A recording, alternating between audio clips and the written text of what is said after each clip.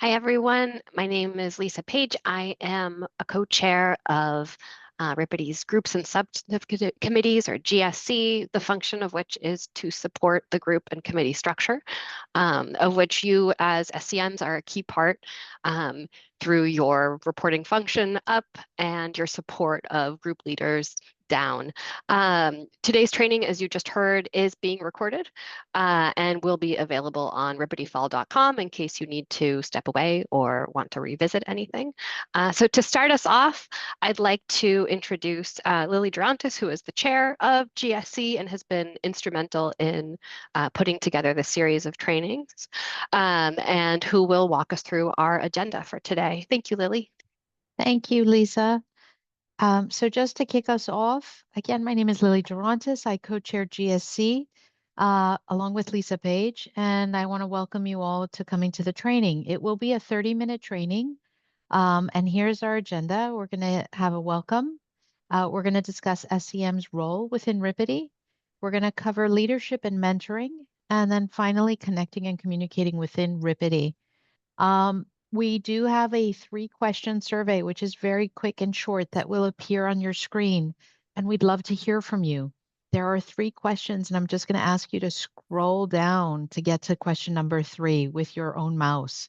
So if you can, as you answer the questions, please scroll down and make sure you cover all 3. With that, again, I just want to thank you for joining and thank our participants who are presenting today. And I'd like to introduce you to Ray Prather, who is our chair-elect for the section. Ray? Hello, everyone. Yeah, Marie could not be here today, so you get me instead. I just want to say welcome to the SCM training. We really want robust and active SCMs for each of our substantive groups and committees this year. So, we will continue to have you present on the groups at council meetings, at the national leadership meeting and the national CLE meeting. And then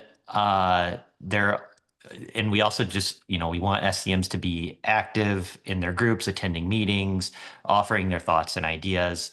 You guys are the most experienced folks in the section because you're on council and have come up through the ranks. So your insights to the groups and committees will be very important. And so we want you to be available to them to help with that. So there are a couple of sort of changes that we're trying to make this year that you'll hear about today.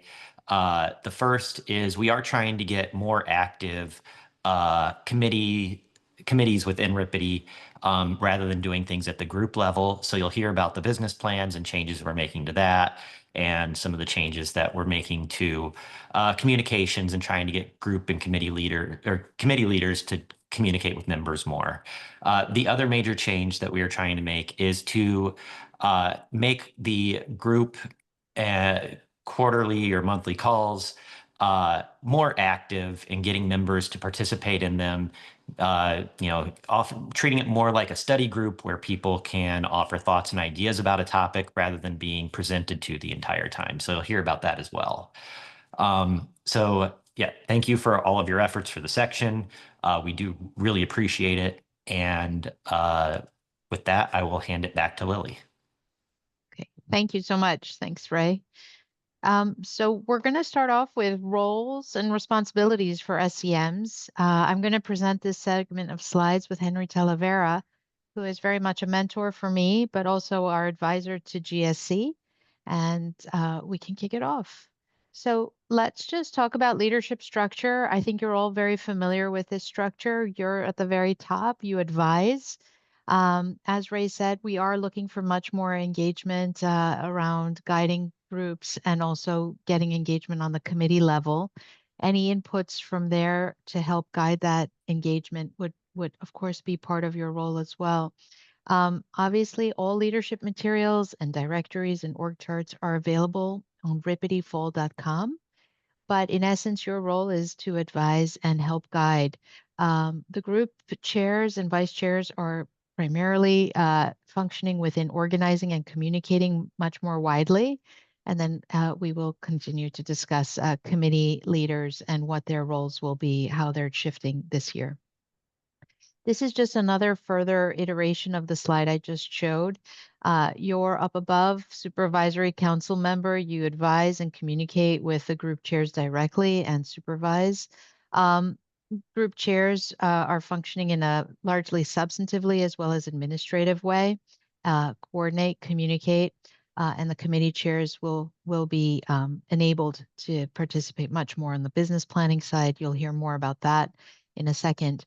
The arrows are pointing downward, but I do want to say a lot of the magic we believe comes from the down up, coming from committee level engagement, group level engagement. And so fostering that engagement is really an integral part of what the SCMs can do to advise how group chairs can problem solve and also get greater degrees of engagement and participation throughout the year and follow through on commitments. I'm just going to move on to the next slide. This is a bit more detail, again, building off of the former slides.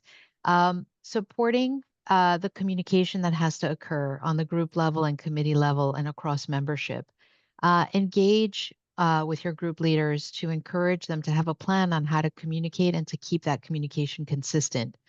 Adopting different modes of communication can sometimes be jarring for people on the receiving end. So setting up a plan early on in the year would really help, and your support and counsel probably would also be welcomed. Attending scheduled calls would also be a great function for an SEM to make an appearance and to also be supportive, and really providing feedback is a big part of what we'd like to see. Posting through communities to the extent your group leaders aren't, or you could also extend further the posts, that would be great. Supporting planning, business planning, in particular, CLEs, ECLEs, very important. And of course, supporting succession planning, helping your group leaders throughout the year up through March when those nominations happen to really identify the committee leaders and the group members that are particularly set up with the skill sets to succeed and who can foster more growth and support. I'm going to pass it on to Henry now to just discuss the business plan and some details around that. Sure. Thank you, Lily. And I think the most important thing is that the SEMs aren't directly responsible for the business plans, but I think it's, really, we've got the due date that's coming up within the next month. It's October 8th, 2025. We think that sort of best practice would be right now, and that's why it's a good thing we're having, if they haven't submitted it, and I'm typical, a lot of the business plans are submitted right before the deadline, is to reach out today to your group chair and even the committees as they might need, and say, hey, do you need any help with your group plans? Do you need help on figuring out what proposals you want to make for national program? Do you need any help connecting with other groups? Do you need any help on ideas, government submissions, whatever it is? I think it's really important because a lot of times the group chairs don't even understand. Actually, that's a little harsh. They don't necessarily know where in the big RPTE group to connect. And so I think as SEMs, you've at least gotten to actually the governing body of the section and understand generally how things work. And so to the extent that you can reach out and figure out whether they're in the ballpark or need help, like sometimes they might put something in their business plan that doesn't make sense. And I think it would be helpful even after it gets submitted to review it and then reach out to your group chair. Why don't we try the next slide, Lily? Yeah, the other thing that you might do, sometimes the fellows get lost in the groups. And so I think it would be helpful as SEMs to make sure that you reach out to the fellows and make sure that they have actually been assigned to a group or a committee and are integrated or sort of know what their role will be. And so I think that's what one thing that we would suggest as a good practice is reach out to the fellows and say, hey, if there's any issues between your group and committees, feel free to reach out to me and I'll help through the through the leadership. So including Ray, who's on our phone. So yeah, go ahead, Lily. Okay. Oh, this is you actually. Yeah, yeah, and I mean, yeah, I mean, I think I'm going to give you just a 2-minute story because I only had 5 minutes, right? Mhm. And one of the things that I did as SEM, and I was an SEM for 6 years, is that sometimes there are issues that happen in your group, and it's really important to be a liaison. And because of that, I was able to run interference. And so if you see something that needs help and your group leaders don't know where to go, and you know, sometimes you get some dissonance in the group. You can always reach out to Ray, Lily, me, anybody in our GSC group, and then we can help connect you with the right people to solve problems. Because I think that's the big thing that the SEMs are responsible for, and I think we had great success in doing that as SEMs with our. I was on the employee benefits group, and so that's important. So I think that's it. But here's a key dates that you need for your group, and I would just follow up and make sure that they're going to meet the deadlines, and if they need any assistance in connecting with leadership or other parts of our group. So thank you, Lily. Thank you. That's all I've got. Thank you. Thank you so much. Thank you, Henry. These are just further reminders for the quarterly subcouncil, sometimes referred to as division quarterly calls.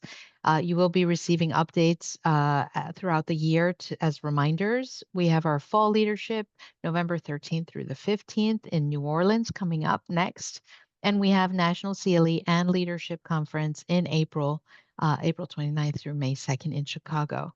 Just as a wrap up, again, Rippity Fall has all of the documents that your leaders might need, your group leaders, committee leaders, and there's a very handy SCM calendar that you can print out and put on your wall. It's a month-by-month snapshot of all the items SCM should be thinking about doing and following through on as the bar year progresses, and it's updated every year to reflect current dates and deadlines. That is it for me. I'm going to pass it on to Steve for leadership and mentoring. Thank you so much. Thank you for putting this together. These are fabulous slides, and they reflect a ton of work. Lily, if you could move the slide back to slide 7 for just a moment. Oh, which one is that? Oh, SEM leaders' responsibilities. Okay, this one? Okay, yep. And everybody sees on the right-hand side, the middle bullet point, help identify member skills and set them up for success. Let's go to the next slide and look at the business plan at the bottom. Each group should have a plan for engaging its members, identifying those interested in leadership positions, and how you work with fellows. Let's go on to the next slide after that. Working with fellows, there's fellows, but every single group leader deserves attention like what is given to fellows. Okay, now let's go back to the leadership and mentoring.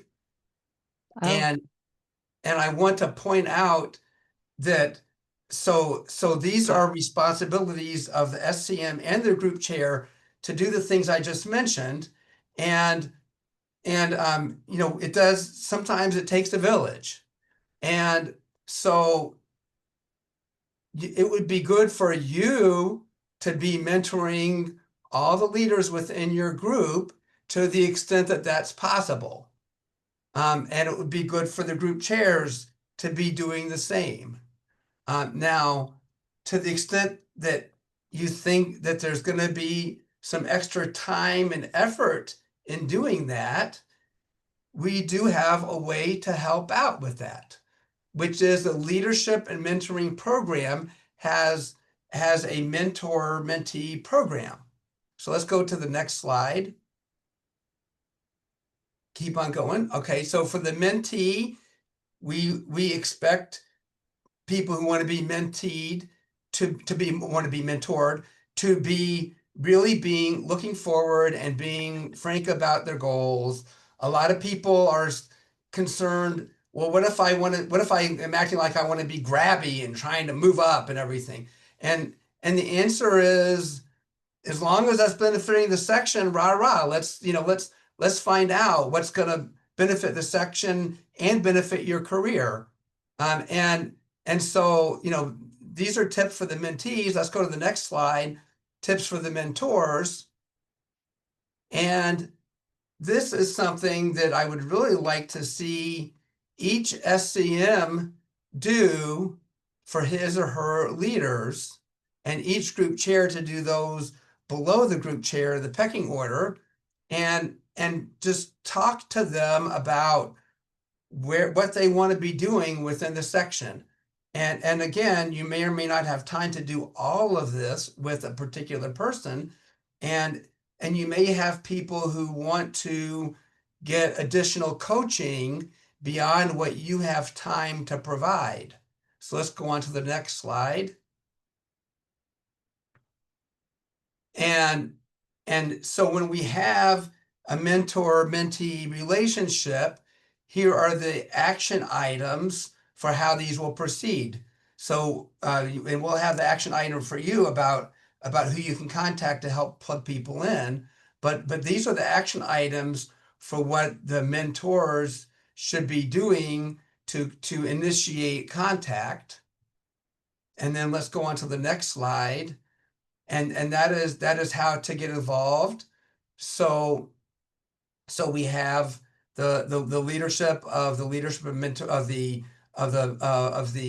leadership and mentoring committee, and again, and the committee will recruit and assign mentors to mentees, and of course, but mentees need to be volunteering, and so you as the SCM, when you are going through and trying to figure out what's the best way to develop people who are kind of under your charge, and then do you need additional help in doing that? And the answer is, here are people who you can reach out who can help get somebody assigned to the mentor or mentee program.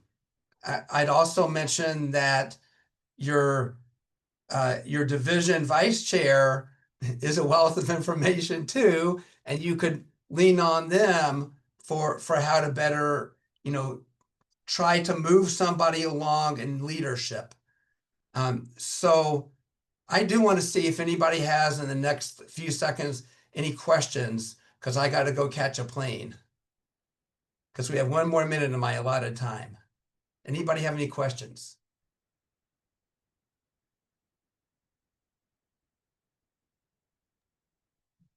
Okay. Okay, thank you, Steve. Have a good flight. Thanks. Okay, we'll now hear from Kelly and Ray, who will introduce connecting and communicating in RPTE, in particular with SEMs in mind. You're on mute, Ray. Thank you. Yeah, I'll jump in here, and I guess if you want to go to the next slide, Lily. Right, the group chairs and vice chairs, again, like we said, we want to, do more things at the committee level. They really are responsible for delegating and making sure the group goals are being accomplished. It's really up to the committee chairs and vice chairs to communicate and engage with their members and make sure that, the calls are being organized and that the topics of their committees are being discussed.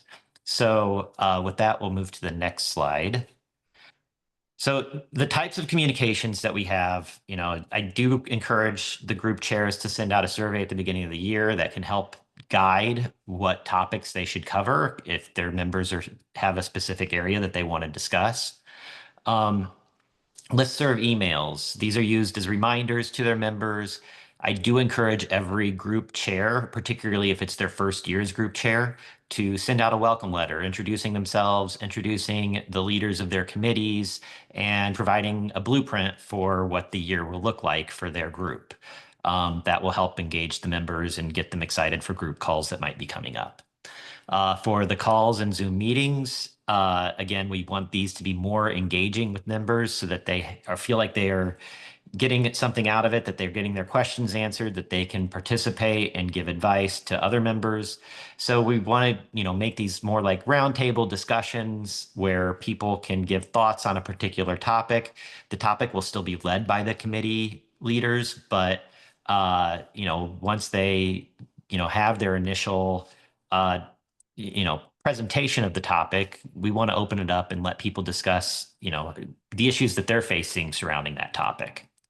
ABA communities. This is really where we want people to have discussions outside of the calls and Zoom meetings. And this is because members can decide how often they receive the ABA communities updates.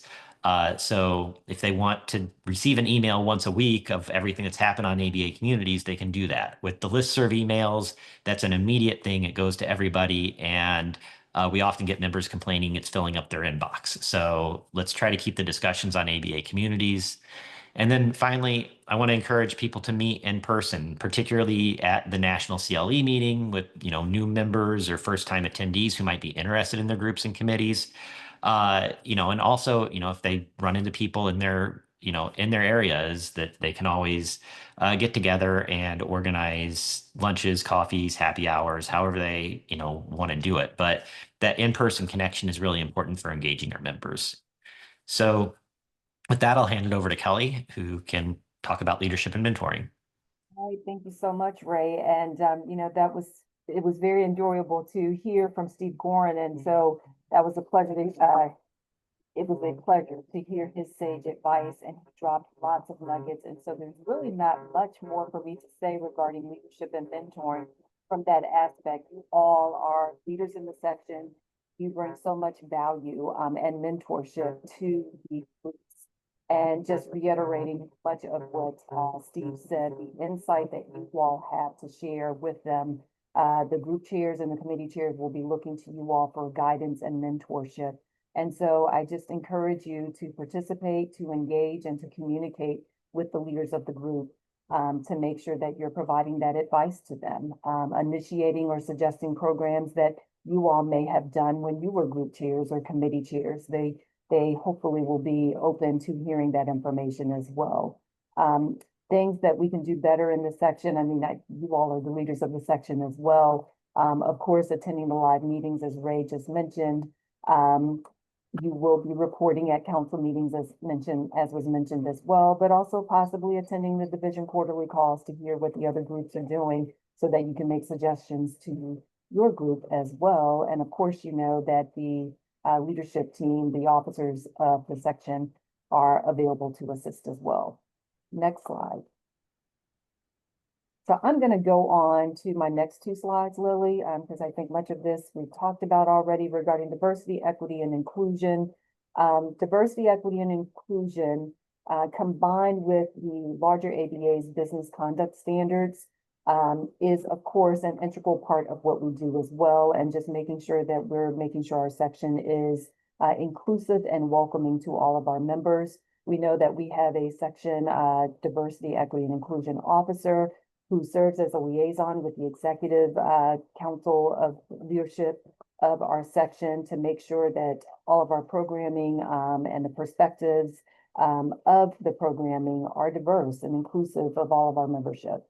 We also have our diversity, equity, and inclusion committee and making sure that we are including diverse members in speaking on panels and participating in programs as well. And I'll turn it over to Ray for the next slide, and then I'll come back for a minute.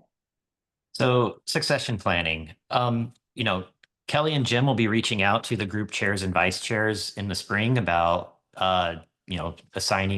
appointing people to positions within the groups and committees, to the extent that you can help with that, that's great. I will be reaching out to you for suggestions about standing committees. So if you have a group chair or vice chair that, has really spent all their time in a substantive group and committee, but has not sort of transitioned over to the standing committee side of the section, I would like to know that and, know who's participating and who might be good to participate on a standing committee. So keep an eye out for that sort of thing as you're progressing through the year. And with that, I'll hand it over to Kelly. Okay, and so then going back to the ABA Business Conduct Standards, this is information that I hope all of you have had the opportunity to review before. It was shared with you in your leadership packets. We all sign off on it whenever we submit reimbursements to the section, and just making sure that we are conducting ourselves professionally and ethically and treating each other with dignity and respect in all of the aspects of working within the ABA. Next slide.